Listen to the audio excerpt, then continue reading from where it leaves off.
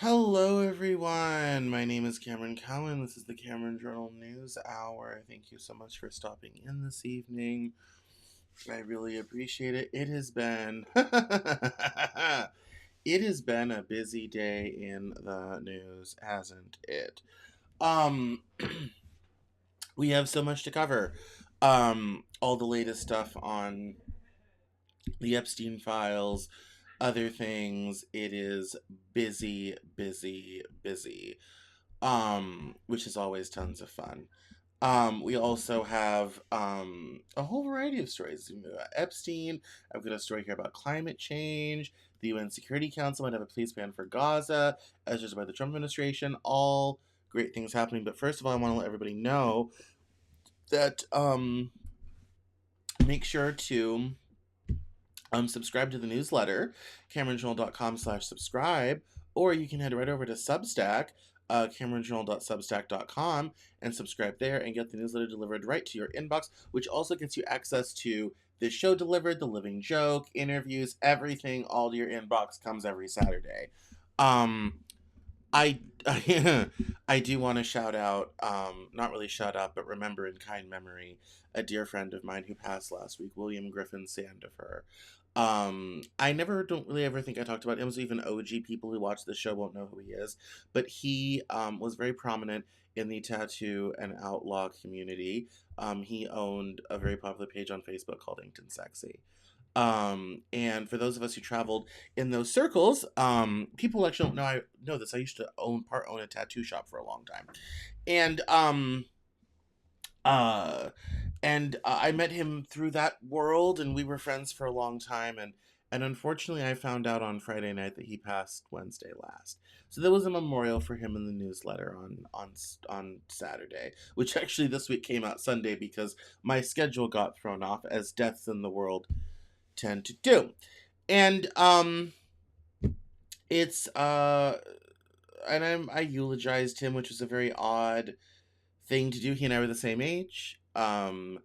But made very different decisions in life. We had a very difficult relationship. We actually had not spoken for quite a little bit. And yeah, so it's been interesting.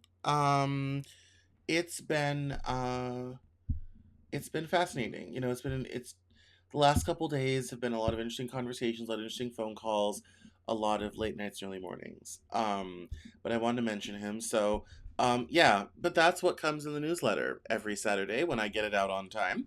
I also want to thank our Cameron Journal Plus subscribers.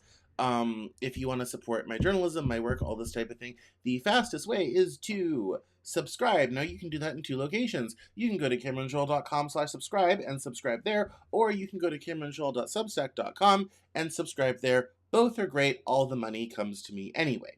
Also, if you look in the last newsletter, I also take coffee tips. So if you just want to drop me a tip, $5 for doing this type of work, you're welcome to do that. As well. Yeah. So that's all kind of the housekeeping stuff. Social media is at CameronJournal.com, but you can always find me either at Cameron Cowan, which is like Twitter, Instagram, or at Cameron Journal on TikTok, and keep up with me. Latest news stuff, all this type of thing is happening. So without further ado, let's turn to the headlines. Let's do this. And then let's get rid of that. We'll need these back on Wednesday when the guys are here. But right now, we're going to talk about climate change. Before we get into the hot and heavy stuff, this story is more fun. This is from earth.com, and it says here that scientists claim, I should put on my glasses before I try to read. Scientists claim it's already too late to save the luxury crops that make coffee, chocolate, and wine. Coffee, chocolate, and wine, three luxury crops that millions rely on daily, are increasingly at risk from climate change. From smallholder farms in Ghana to vineyards in France, rising temperatures and shifting rainfall patterns threaten both harvests and livelihoods. Even with new ideas to cool the planet, scientists warn that these crops may not be saved. A new study reports that a proposed cooling method did not reliably protect them, with only 6 of 18 major regions showing improvement. A Colorado State University CSU team tested key areas in Western Europe, Northern South America, and West Africa using large climate models and crop suitability metrics. The goal of the study was to determine if stratospheric aerosol injection could help mitigate climate change and stabilize growing conditions for grape, coffee, and cacao crops. Using data from the past 2 decades, the scientists simulated what the future climate might look like in luxury crop regions between the years 2036 and 2045. Plants grown primarily for their high market value rather than for basic human needs are called luxury crops. They include things like coffee, cocoa, tea, vanilla, saffron, and truffles. Farmers cultivate these crops because people around the world are willing to pay premium prices for the unique flavors, aromas, or rarity. For example, saffron costs thousands of dollars per kilogram because each thread must be hand-picked from a flower. And then it says here the CSU team tested a proposed method called stratospheric aerosol injection. Involves spreading reflective particles high in the atmosphere to lower surface temperatures. The strategy has been evaluated in the National Academy's report. Rain and humidity shift with warming in complicated ways that can undermine farm stability, a pattern assessed in an IPCC chapter study. Temperatures may fall under solar cooling, yet water risks can still swing wildly across seasons and regions. Cooling the sun's energy does not steer storms or guarantee gentle rains. Researchers caution that solar cooling redistributes heat and moisture rather than targeting specific farm needs, and that mismatch matters to growers and buyers alike. And it says here that lower temperatures help reduce heat stress in some vineyards, yet vineyards also need a defined winter rest. So too much warmth can increase early bud break and raise frost risk. A viticulture review notes that warmer springs lead to earlier bud break, increasing exposure to damaging frost. That dynamic explains why a warmer world can still suffer costly cold spring snaps. So the long story long is adaptations may vary by crop and place. Growers can shift varieties, change canopy management, improve drainage, adjust harvest timing, or invest in shade and wind protection. Some risks are easier to manage than others. Irrigation can relieve a dry spell where water is available, and on-farm water storage helps, while few tools can prevent a week of soaking rains that drive disease. In short, climate change isn't just changing the weather, it's rewriting the geography and ultimate survival of luxury crops and agriculture around the world. I thought it was interesting that this they keep talking about these changes and all this type of thing, and this is another sort of entry into that narrative about how that even when you even if we were to mitigate it with like reflective sort of thing, it's not necessarily going to solve the problem or create the type of stability that allows these things to thrive. I think one of the things people forget is that climate does change over time, and sometimes crops that are viable in one area become not in another. And this happens from time to time. Kill the Anasazi. And I think this is another iteration of that, which I think is rather interesting. Um, so it's one of the things that my new people text me all the time. Sometimes I put my phone on do not disturb when I'm recording, but anyway. So yeah, it was an interesting study, and also shout out to Colorado State University. That's near where I went to school in Fort Collins, Colorado. So, but the idea of kind of is stratospheric aerosol injection, trying to say, yeah, I don't know that that's gonna necessarily work so well, but. Yeah, this was interesting, and I thought it was a nice way to get us started because we have a whole lot more complicated stuff as we go along. So, let's dive into our first really serious story. And this just came across the wire this evening. In major breakthrough, UN Security Council adopts U.S. peace plan for Gaza. Now, a lot of people, let's just preload what the narrative on this is going to be. Okay, so this is the US led President Trump 20-point ceasefire plan for Gaza that involves, it says here, an international stabilization force to enter, demilitarize, and govern Gaza. It also envisions a board of peace to oversee the peace plan, although not how the board should be composed. And it also Russia and China abstained to allow it to go through. Let's just say it right now, the right is going to claim this is a huge win for Trump. That's going to be the narrative, all this type of thing. And that's, I mean, regardless of anything, that's fair. This is probably the first big thing that's happened in the UN Security Council on this for a while. I think it's interesting that it involves an international stabilization force. And I think it also is interesting that it has the backing of a lot of Arab and Muslim nations, including Egypt, Jordan, Qatar, Saudi Arabia, the United Arab Emirates, as well as Indonesia, Turkey, and Pakistan. Um, it says here that Mike Waltz, the U.S. ambassador to the United Nations, who addressed the council before the vote, called Gaza, quote, hell on earth, unquote, and held up a copy of the resolution describing it as a lifeline. After the vote, Mr. Waltz thanked the council for joining us in charting a new course for Israelis, Palestinians, and all people in the region alike. Security Council resolutions are considered legally binding international law, and although the Council does not have a mechanism for enforcing such resolutions, it can take measures to punish violators with penalties such as sanctions. In a post on Truth Social, Mr. Trump wrote, congratulations to the world on the incredible vote of the United Nations Security Council just moments ago, acknowledging and endorsing the Board of Peace, which will be chaired by me, and include the most powerful and respected leaders throughout the world. Well, we know one person is going to be on the Board of Peace. He thanked various countries, including Russia and China, and said the vote will lead to further peace all over the world. Still, the path forward is plagued by many uncertainties, with Israeli strikes continuing in Gaza and outbreaks of violence erupting in the West Bank. Among the next steps would be naming members of the Board of Peace, the body in charge of overseeing the transition in Gaza, and clarifying under whose authority the stabilization forces would operate. The resolution says that the Palestinian Authority, which partly governs the West Bank, undergoes reforms and redevelopment of the shattered Gaza Strip advances, the conditions may finally be in place for a credible pathway to Palestinian self-determination and statehood.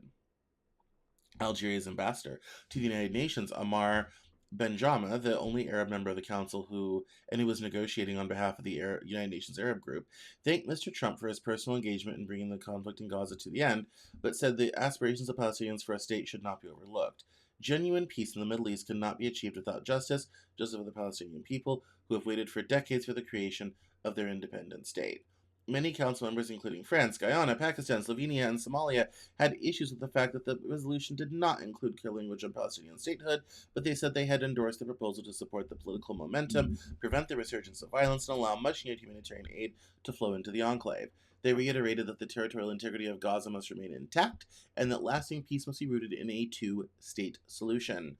The language in the resolution about Palestinian statehood had drawn objections from Israel, with Prime Minister Benjamin Netanyahu stating on Sunday that our opposition to a Palestinian state in any territory has not changed. And this is where I say the narrative is going to be huge breakthrough. Trump brings peace to the Middle East, and that's going to be the sticky point. The Arab world's going to want a Palestinian state. Israel does not. With a stabilization force and demilitarization of Gaza, how that takes shape is going to be very complicated, because it could absolutely include, clearing out everybody there, anyone who's not been bombed to death, um, and going on from there. So when it comes to the Israel, Palestine, and the Middle East, it's two steps forward, three steps backwards, sort of thing. Um, and the it says it also authorizes the resolution allows the World Bank, a UN entity, to allocate financial resources for the reconstruction of Gaza and calls for the establishment of a dedicated trust fund for this purpose. It authorizes the Board of Peace to oversee Gaza at least until the end of 2027, and says the enclave would be managed day to day by a technocratic, apolitical committee of competent Palestinians from the Strip. The stabilization force would also coordinate with Egypt and Israel to train and support Palestinian police personnel, protect civilians, work to ensure humanitarian aid corridors, and secure border areas. Um, and the UN Secretary General Antonio Guterres says that it's essential now to translate the diplomatic moment into concrete and urgently needed steps on the ground. I'm not going to say this isn't progress, because it is, but you're still going to run into the issue of where are the Palestinians going to go? Um, and how what is the future going to look like? And that's where you're already going to have um pushback, because it says at one point late last week, objections by China and Russia, which typically coordinate their positions around resolutions by the United States, threatened to derail the resolution altogether. Russia drafted its own 10-point counter-resolution on Gaza, which called outright for Palestinian statehood and said the Israeli-occupied West Bank and Gaza should be joined as a state under the Palestinian Authority. After the vote, Russia and China said they had abstained from the vote because the resolution lacked clarity on key components and that the United States had not responded to multiple demands to provide more details on the border of peace and a two-state solution, and that Palestinian self-determination for post-war governance of the enclave was not fully reflected. This ain't over. This is nice progress, and the narrative will be that this is that good guy Trump finally brings everybody to heel. And that's not incorrect. It's not. It is important. But there's still a lot of details and things to figure out. What's going to really make this stick is if there's follow through. If there's meaningful follow through and something people can believe in, that's going to make for a very different conversation than another vote or another solution that doesn't go anywhere. But this is big news on the international desk. So yeah, but narratively speaking, it's going to be hailed as a big thing, and obviously, as always, the truth is always a little bit more nuanced. This story came out last week. I was going to write about it in the newsletter and just kind of ran out of steam. Um, Last week we had the first AI orchestrated cyber espionage campaign using code directly from Claude. And this is the Anthropic press release about it. And it says here, we recently argued that an inflection point had been reached in cybersecurity, a point at which AI models have become genuinely useful for cybersecurity operations, both for good and for ill. This was based on systemic evaluation showing cyber capabilities doubling in 6 months. We'd also been tracking real-world cyber attacks, observing how malicious actors were using AI capabilities. While we predicted these capabilities would continue to evolve, what has stood out to us is how quickly they've done so at scale. In mid-September 2025, oh, that's why I can't get rid of it. It's an eyelash. There was a hair on my glass. I couldn't get rid of it. It's an eyelash. In mid-September 2025, we detected suspicious activity that later investigation determined to be a highly sophisticated espionage campaign. The attackers used AI's agentic capabilities to an unprecedented degree, using AI not just as an advisor, but to execute the cyber attacks themselves. The threat actor, whom we assess with high confidence was a Chinese state-sponsored group, manipulated our Claude Code tool into attempting infiltration to roughly 30 global targets and succeeded in a small number of cases. The operation targeted large tech companies, financial institutions, chemical manufacturing companies, and government agencies. We believe this is the first documented case of a large-scale cyber attack executed without substantial human intervention. Upon detecting this activity, we immediately launched an investigation to understand its scope and nature. Over the following 10 days, as we mapped the severity and focused on the operation, we banned accounts as they were identified, notified affected entities as appropriate, and coordinated with authorities as we gathered actionable intelligence. This campaign has substantial implications for cybersecurity in the age of AI agents, systems that can run autonomously for long periods of time and complete complex tasks largely independent of human intervention. Agents are valuable for everyday work and productivity, but in the wrong hands, they can substantially increase the viability of large scale cyber attacks. And it goes through some of the technical stuff, which we're not going to get into at this juncture, um, and how they picked the targets and all this sort of thing. But here's kind of the real punchline is this raises an important question. If AI models can be misused for cyber attacks at this scale, why continue to develop and release them?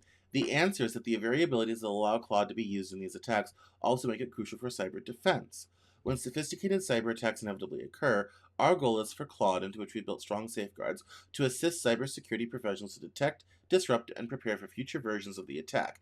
Indeed, our threat intelligence team used Claude extensively in analyzing the enormous amounts of data generated during this very investigation. A fundamental change has occurred in cybersecurity. We advise security teams to experiment with applying AI for defense in areas like security operations center automation, threat detection, vulnerability assessment, and incident response. We also advise developers to continue to invest in safeguards across their AI platforms to prevent adversarial misuse. The techniques described above all will doubtless be used by many more attackers, which makes industry threat sharing, improved detection methods, and stronger safety controls all the more critical. I think I can take off my headphones because we're not going to watch any videos this week, which is good. Um, so this is something that everyone was very much afraid of happening, and that we all kind of figured and thought would happen at some point, and what were we going to do when that day arrived. And that day has now arrived. And it's an interesting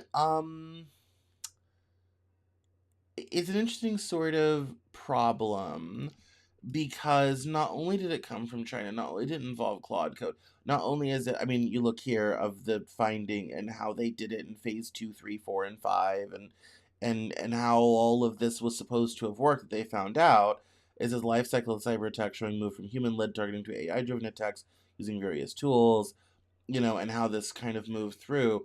Um, I this is definitely a new stage in cybersecurity. I remember in all the people, for kind of OG people of the show, a couple years ago, we kind of really got into cybersecurity for a bit, and I interviewed a bunch of cybersecurity experts, and it's like, how do we solve this? What's the solution? What do we need to do? All this type of thing, and it was, I did not feel good about some of the solutions. I didn't necessarily feel great about their attitude on this, and now with AI being able to do this on its own, basically, um it's a very frightening place. We're in a very, very frightening place. The fact that this isn't bigger news, I think, is probably the part that concerns me the most. um and the fact that people are, this isn't kind of really ringing the alarm loud to be like, hey, someone just did a cyber attack and they didn't really have to do anything. They just kind of set the AI out there and it did stuff. And we're finding out about it 2 months later after the investigation. This is the first one, but I can guarantee you it's not going to be the last one. We have a long we're going to be living with this for a long time. And I wish the story were a bit bigger, because this is absolutely an existential threat to anyone who has to do with cybersecurity, which these days is essentially everyone.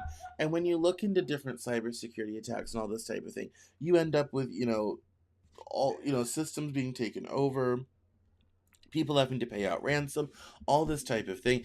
When you've lowered the barrier to entry to do this by a great deal, and you can do it without even, really having to put in a lot of effort, what real cybersecurity do we have? And the fact that we don't have necessarily more from Anthropic on, how to prevent this, defend against it, all this type of thing, is a bit, worrying. It says here that in the final phase, the attacker side cloud produced comprehensive documentation of the attack, creating helpful files of the stolen credentials and systems they analyzed, which would assist the framework in planning the next stage of the threat actor's cyber operations. Overall, the threat actor was able to use AI to perform 80 to 90% of the campaign, with human intervention required only sporadically, perhaps 4 to 6 critical decision points per hacking campaign. The sheer amount of work performed by the AI would have taken vast amounts of time for a human team. At the peak of its attack, the AI made thousands of requests, often multiple per second, an attack speed that would have been for human hackers simply impossible to match. Claude didn't always work perfectly. It occasionally hallucinated credentials or claimed to have extracted secret information that was in fact publicly available. This remains an obstacle to fully autonomous cyber attacks. Well, I guess that's comforting. But yeah, this was kind of what the AI world was a Twitter with over the weekend. I saw some videos about it, all this sort of thing. This is huge news. And this is gonna get worse. As someone who's followed the AI space, and I read someone said this along the way. He said, anytime you see a video about an image or a video created by AI, that's the worst it will ever be. Anytime you see a robot, that's the worst that robot will ever be. This is the slowest, least threatening cyber attack we'll ever see using AI. And yeah, we shall be a lot more concerned about that. Anyway, moving right along. Um, I saw this morning from Thinking About by Timothy Schneider here on Substack, and it was titled The Grift Bubble. And I'm kind of like, this could be interesting. So, kind of shifting away from international and AI, we're not kind of getting back more on the domestic front. It says here, how does a country burst? To answer this question, it helps to see matters as do the president and vice president from inside a grift bubble. As I traveled around the United States these last weeks, Columbus, Cincinnati, Los Angeles, Seattle, Portland, DC, Boston, Chicago, I tried to explain that I worry more about the disintegration of the United States than about regime change in which Donald Trump exercises autocratic power from coast to coast. The effort to create authoritarianism is more likely to lead to a breakup of the state than a total regime change. This end of the United States is possible in part because our president and vice president think that it is impossible. Because they are inside a grift bubble, they push for authoritarianism inside in their own interest, without reckoning with the possibility that their actions can wreck the country. For them, America is a limitless passive resource. Your perspective is probably different than theirs. To help us understand this risk, it helps to try to see the whole world from inside a grift bubble. Imagine that you were a first rate grifter, the President of the United States, say. Your grift is that you pretend to be a successful businessman and use that supposed expertise to make your case for the presidency, which office you then use to make money. Or imagine instead that you are the vice president. Your grift is the claim that you understand poor people, whose problems you say are the fault of gays, immigrants, and billionaires, and then you rise to power thanks to the money and support of a gay immigrant billionaire. Given that these are their shticks and that they have worked, you can see how Trump and Vance might conclude that Americans are gullible and all things are possible. The initial claim, the wild lie, is like the air that gets the balloon started. Trump is a rich person. Vance cares about poor people. The big lies work. And then there's more lying, more hot air, a growing space, a sense of comfort, a safe space for fascist oligarchy. You grift on and you grift on, and the bubble just gets bigger. It seems like you know everything that you need to know, and that the grift, the graft, and the gruffity gruff can go on forever. When you've lived for a long time inside a grift bubble, you think you've seen it all. But this is not the case. From inside a grift bubble, you do not see the outside. You do not grasp that your grift actually depends on something larger, something better, which it is sapping, weakening, and bringing to ruin. You have fooled the world, and so you think you understand it.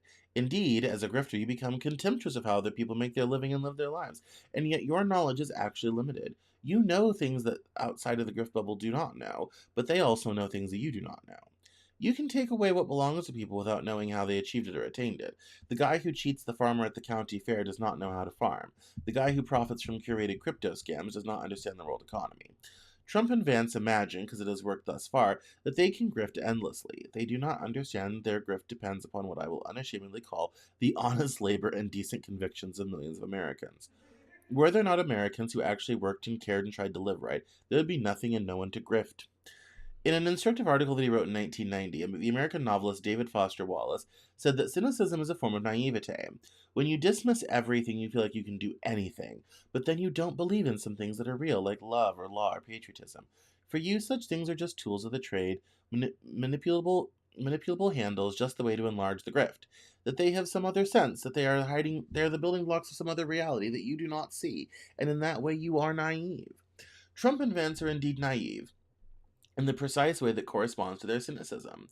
They think that the United States will continue to exist for their sake no matter what they do. From inside the grift bubble, they see only grift and think they see the whole country. As the bubble grows bigger, they confuse their own profit with the well being of the whole. The fact that Trump and Vance do not believe in real things such as love and law and patriotism makes them strong in one way, it makes them weak in another. They cannot foresee larger consequences because they do not understand how the world works or how a country is constructed. And as they break things, their naivete prevents them from seeing what is happening, and indeed forces them to snarl harder. I suspect that this is why, in some social media thing somewhere, the vice president lashed out at me on this very point. And so here we are. The bigger the grift bubble grows, the less healthy material remains beyond it. It sucks away what is productive. As personal connections become the basis of business, the economy slows. It sucks away what is ethical. As corruption comes to seem normal, citizens lose trust in one another. As basic institutions are scorned and destroyed, people cease to believe in the law. The material which builds a nation, moral, institutional, economic, starts to give way. I am worried about the disintegration of the public for other reasons, of course. And then it says here, Trump also seems to be contemplating a war against Venezuela or whomever to distract attention from his activities inside the grift bubble. But any land war, which is what it would take to generate such a distraction, will be difficult and unpredictable. He and Secretary of Defense Pete Hegseth are unfathomably ignorant about modern warfare. Such a move could lead to not just a lot of pointless death, but also unpredictable chaos. It says the president and the vice president do not know the history of people like themselves or that of other republics that were needlessly brought down by men of their particular sort. They think the magic of words will always save them, that there will always be a next grift, that no crisis is so great that it cannot be turned to personal profit. This is true right up until the moment when it is not. The republic can break, but it need not. Those who work against the grifters who reinforce the reality beyond the bubble are doing right. They are not only holding back authoritarianism, but giving the republic a chance. They may be acting from love or from law because they know that these things are real, and so they should also know, in acting thus, that they are the patriots. And I enjoyed this idea of patriotism, one, because, as I've said for a long time, I resent the fact that the right wing has made patriotism politically right coded. And one of the things I loved about the Kamala Harris campaign is they really embraced the American flag, patriotism, rah rah America aesthetic that Trump had perfected. Now, part of that for Democrats, because there's a lot of Democrats who are not a huge fan of this country, and I'm kind of one of them. Sort of thing. And so the whole rah rah patriotic America first thing is not necessarily always a selling point on the left, but the Kamala Harris campaign deployed it very, very well. And they started to kind of reclaim that from the right. And I think, being patriotic for a country that is functioning, that has low levels of corruption, that has high levels of trust, that has institutions, that doesn't rely just on personal connections for opportunities, but relies on a certain amount of meritocracy, credentials, and having an open ability for anyone to find opportunity is a very vital and important thing. And I think a lot of people do not realize what they've lost until they don't have it. And unfortunately, we are drifting into a place, as he mentioned in the article, where we're losing those things. And the thing I love about this is it always seems like around Trump, politics and reality seem to warp, and curve in different and odd ways that don't necessarily make a lot of sense. The rules don't seem to apply to him. He seems to get away with so many things, people will say. And the thing I really loved about this, and I haven't read this person's writing extensively, but the thing I loved about this was that he kind of explains why things warp in the presence of Trump and that things don't seem to work the same way. The rules don't seem to apply, even for other politicians, this sort of thing. And I thought that was an interesting sort of thing. And I think even when we're talking about, because we're the news narrative show, when we're talking about news narratives, when you start to understand their perspective on it versus the way we're looking at it from the outside, even if you're a Trump supporter, understanding that they have very limited, very imperfect information, and they're on the look for a check, starts to help us really understand the headlines. And this is going to be important because we're going to get into Epstein here in a second. And so I just love the fact that I'm like, oh yeah, it is a bubble, and reality warps around it because the both of them are on the make for a check. And so when you understand their motivation, it's kind of like, well, yeah. And also Trump's very, very good at convincing people of things. And it's funny because I have a bit about how MAGA, it might be dead or whatever have you. And I wrote about this a little bit on the newsletter, but we're going to get back into it as soon as we get through Epstein. I love this because it lays the groundwork for other things that we're going to talk about here in a minute. And it was just so helpful. It really clarified my thinking for me. And I think that's incredibly helpful for us all. So definitely go give him a follow, snyder.substack.com. Give him a follow because it's good. Now, let's walk through the present Epstein situation. So, oh no, that's H-1Bs and okay, yeah. So let's walk through the Epstein situation. So I've been following Aaron Parnas, the Parnas perspective. I am only mildly resentful he's more popular than I am, but that's okay. He also, I think, puts out like 8 videos a day. So that's a different story. In any case, so a lot has happened in the last 3 or 4 days. So let's start with what happened on Friday. Trump demands DOJ reopen Epstein investigation to target Democrats and avoid Republicans. Trump has ordered the DOJ to investigate Democrats and institutions connected to Epstein, telling them to avoid investigating Republicans as he tries to shift blame from his own connections. Donald Trump is now directing the Department of Justice to reopen the federal investigation into Jeffrey Epstein to target prominent Democrats and institutions. Trump's demand arrives despite the fact his own Justice Department and the FBI previously concluded that they found no credible evidence linking other individuals to Epstein's crimes, and that he desperately wants the public to stop talking about his own links to Epstein. This White House is in panic mode, and now more than ever we need to hold their feet to fire to get to the truth.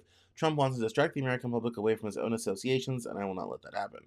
It says here, Donald Trump has frequently referred to the broader Epstein case as a hoax, even though his administration oversaw an extensive internal review. That review examined investigative files, video footage, witness statements, and forensic evidence. It resulted in a written memo that found no proof of a secret client list and no verified information supporting allegations that Epstein trafficked victims to additional named individuals. This memo, as you know, has since been scrutinized and was simply an effort to steer the public away from demanding full disclosure of the files. It did not work. Now, bearing that in mind, let's bounce over to this story.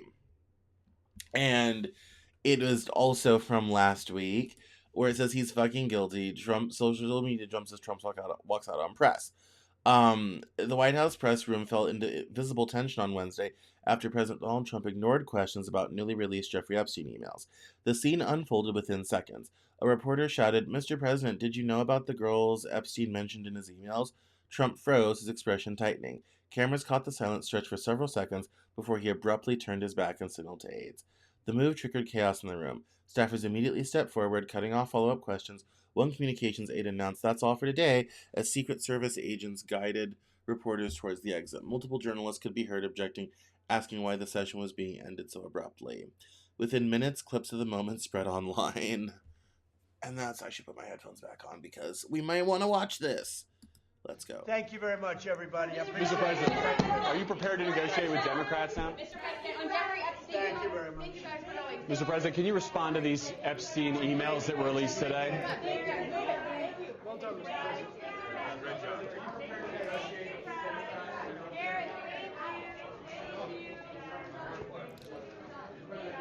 So, everybody's getting hustled out.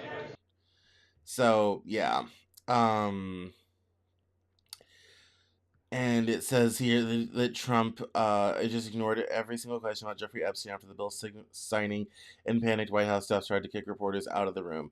It's never been more obvious. I don't think that's necessarily true, but that I thought it was odd. But over the weekend, we did get a batch of emails from House Democrats in the Oversight Committee. Republicans also dropped 20,000 documents that I've kind of been picking through. There's a searchable database of them that I've been picking through looking for stuff. One of the emails talks about how Epstein had stuff to potentially end the Trump campaign, which was interesting. It also says that Epstein says that he was at Trump Tower in late 2016, just days after Donald Trump won his first presidential election. Those emails don't lie. Trump can tweet all he wants about hoaxes, but Trump can't dodge journalists forever. And the image is here. And it says, "Just had a great time," and then all the yes. And so, will you have a cabinet position? And so, yeah, it's a back and forth with someone named Linda Stone. And so, yeah, it's been an interesting series of connections, re-Trump, all of this, and so now this is all. So that was kind of the weekend, and the House is going to be voting to release the Epstein files, and so today we finally got word that Trump was prepared to. Here's the story about the 20,000. We got word today that Trump is going to be signing the bill to release the Epstein files in a sharp about face, because they've been trying to pressure Lauren Boebert to stop her support of it. Marjorie Taylor Greene has been out. Trump removed his support from Marjorie Taylor Greene because she's complaining about affordability and the Epstein files, and that the administration is not doing the stuff that she and other people voted for. This has all turned in mostly to an inter-party, Republican Party kind of crisis sort of thing. This isn't even being done by Democrats. This is happening within the Republican Party. And it also, so over the weekend, in addition to the messages and the dodging of questions, this then also happened.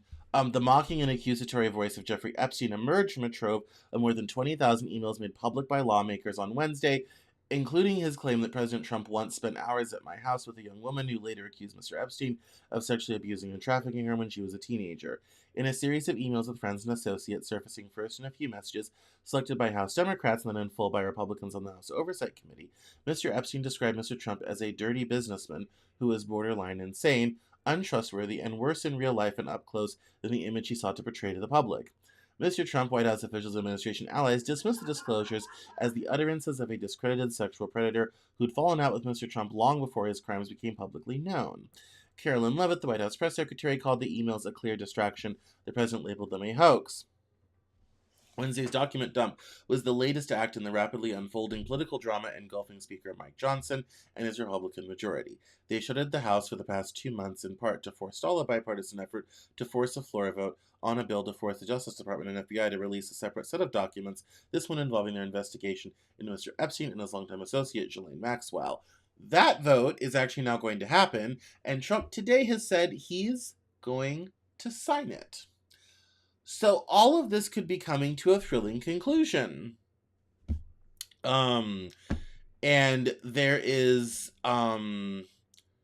there is a huge a kind of a huge, like I said, break in the Republican Party. As I said, the pressure campaign wraps up. Author Michael Wolff, who acted as an advisor to Mr. Epstein, said, "I believe Trump offers an ideal opportunity." Mr. Wolff wrote to Mr. Epstein in March of 2016, according to the emails, suggesting that becoming an anti-Trump voice gives you a certain political cover, which you decidedly don't have now. And it says here that the resolution was put to a vote on the floor this week. And they're trying to fast track it, and so a lot of information. This all happened kind of between Thursday, Friday, over the weekend, and now we're going to get a vote. We might actually get the Epstein files, maybe, kind of, sort of, possibly. Trump says he'll sign off on the release. Everyone's voting on it. I mean, we've been here before, okay? This might be real. This might be real. And all the more and more information that has come out, the more interesting it has been, and the kind of just the worst, honestly, to some degree, like, the worse it gets. Like, it just becomes so much more and so much more and so much more and so much more. It's yeah. I'm not surprised. I think Trump has figured out he can't stop this. He's done everything he can to stop it. He's out of options, so he might as well get out in front of it. And I think that's what today's pivot was around. But notice how, just like that grift bubble, it's warping reality. It's a hoax. It's this, it's that. But now today, oh yeah, we're moving forward on that. Like, sometimes you gotta be patient with these people. But anyway, the big thing might be, this could be real. We could be getting the Epstein files by congressional vote here soon. It's going to implicate a lot of people. There's probably major national security implications of this. There could be global scandal with this. I've always maintained that that's probably why we haven't gotten the release before, is because it implicates too many people. There's a lot of people who will be shunned, fired, let go, killed because of their connections to this man. Certain clandestine operations of certain governments may be revealed. It's the scope of this can be huge. But we might actually get it this time. And the chips are going to fall where they may. And I think that's the conclusion Trump reached today. So, let's close out the show with some news on H-1B visas and how Trump has gotten in trouble with his party over immigration. And we're going to start with this lovely clip from Laura Ingraham. Let's listen. Visa thing will not be a big priority for your administration, because if you want to raise wages for American workers, you can't flood the country with tens of thousands or hundreds of thousands of foreign workers. You also do have to bring in talent. When we have plenty of talented people here. No, you don't. We don't have talented people here? No, you don't have. You don't have certain talents, and people have to learn. You can't take people off an unemployment line and say, I'm going to put you into a factory where we're going to make missiles, or I'm going to put you. How did we ever do it before? Well, I'll give you an example. In Georgia, they raided because they wanted illegal immigrants out. They had people from South Korea that made batteries all their lives. You know, making batteries are very complicated. It's not an easy thing and very dangerous. A lot of explosions, a lot of problems. They had like 500 or 600 people, early stages, to make batteries and to teach people how to do it. Well, they wanted them to get out of the country. You're going to need that, Laura. I mean, I know you and I disagree on this. You can't just say a country's coming in, going to invest $10 billion to build a plant, and going to take people off an unemployment line who haven't worked in 5 years, and they're going to start making missiles. It doesn't work that way. And the post at the top is pretty telling, because it's like, wow, it's over, you know, and I mean, this is, yeah, I mean, the comment section kind of tells the story. He got voted in to end this crap, and yet he's pushing for it. Absolutely awful person. He's going to result in a country completely divided near the edge of real civil war, a further deteriorated economy, poorer Americans, lower wages, and a stronger push for communism. What I find interesting about this debate with the H-1B, and this also gets into this over here, this story over here, is how pervasive this has become in the Republican Party and how pissed off people are. We remember last, Christmas Eve, Vivek Ramaswamy was like, Americans are lazy and don't go to school, so we need outsiders. And we still, despite layoffs and a weakening job market, have tens of thousands of H-1B applications. And there's been different sort of people investigating this. There was a guy who put up a website of where they hide all the job postings. This person has released 200 pages of undeniable evidence, fully organized and sourced, documenting how a vast transnational labor cartel turned America's visa system into a human trafficking market. They forged resumes, falsified credentials, and sold visa sponsorships and green cards to the highest bidder. They were legitimized by Forbes, Inc. magazine, and handed hundreds of thousands in government contracts, rewarded with nearly $14 million in PPP refunds, and given unrestricted visa access while American workers were fired, blacklisted, replaced. Undeniable proof that the H-1B program didn't just fail, it became a weapon used against us. This isn't talent mobility. It's not immigration. It's organized labor trafficking disguised as tech consulting, a global racket selling people, selling visas, and selling out America. This wasn't a secret network. It was a business model hiding in plain sight. Regulators ignored it, corporations funded it, and law firms helped build it. And now WorldNet Daily is giving Americans a front row seat to the evidence exposing it all. And this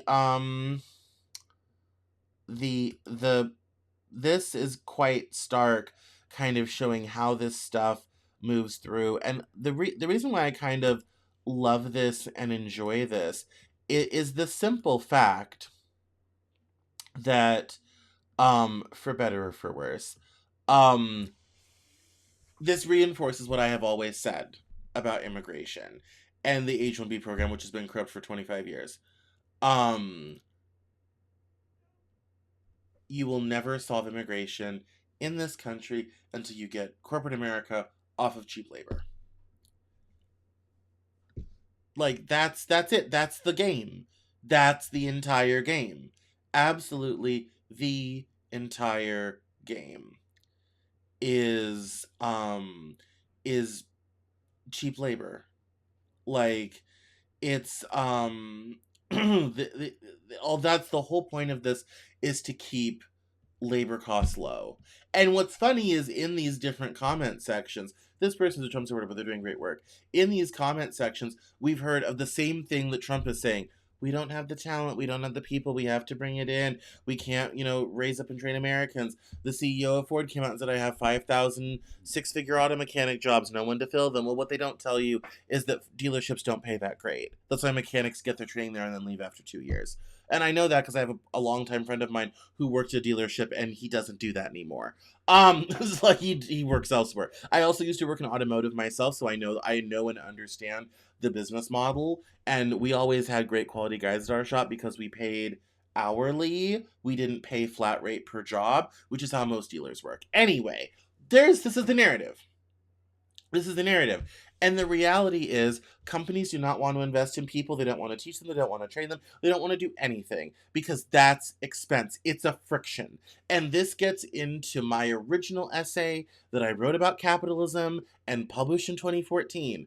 The goal of capitalism is a frictionless return, money without nothing. And the biggest cost in any business is human labor. And the H-1B program is how they cut that expense in a lot of different ways. And the tech industry has been terrible about that for decades. They make people contractors. They bring in visa, all this sort of thing. The reality is a lot of people get left out in the cold. Oh, there's jobs. Oh, there's opportunity. Yeah, for who? And people are mad.